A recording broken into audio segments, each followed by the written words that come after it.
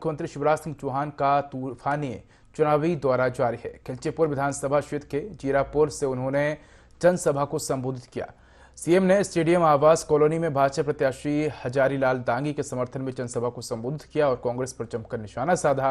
उन्होंने कहा कि अब कांग्रेस में ही पानी नहीं बचा तो वो जनता को कहां से देगी। गरीबों के लिए चलाई गई योजनाओं को कमलनाथ ने बंद कर पाप किया है।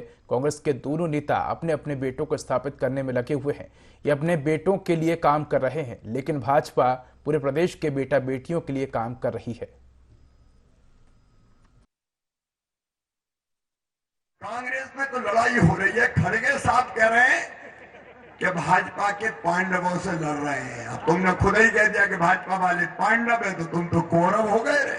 ये अधर्म और धर्म के बीच की लड़ाई, अन्याय और न्याय के बीच की लड़ाई।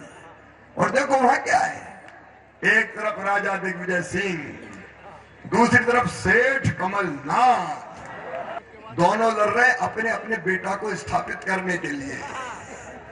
एक कह रहे हैं मेरे पापा 7 तारीख को शपथ ले लेंगे, और ये अपने बेटा को स्थापित कर रहे हैं। बेटा भतीजा, चक्की के 2 पार्ट, एक दिग्विजय सिंह और एक कमलनाथ, और उसमें पूरी कांग्रेस और जनता को पीस रहे। इनके लिए बेटे हैं, लेकिन मेरे तो ये लाखों करोड़ों बेटे बेटियां भांजे भांजिए जिनके लिए हम काम कर रहे हैं, वो अपने बेटों के लिए और हम अपने पूरे प्रदेश के बेटा बेटियों के लिए। इनकी सरकार आई, इनने मेरी सारी योजनाएं बंद कर दी। इन्हें बंद कर दी बेगा बारिया शहरिया बहनों के 1000 रुपया।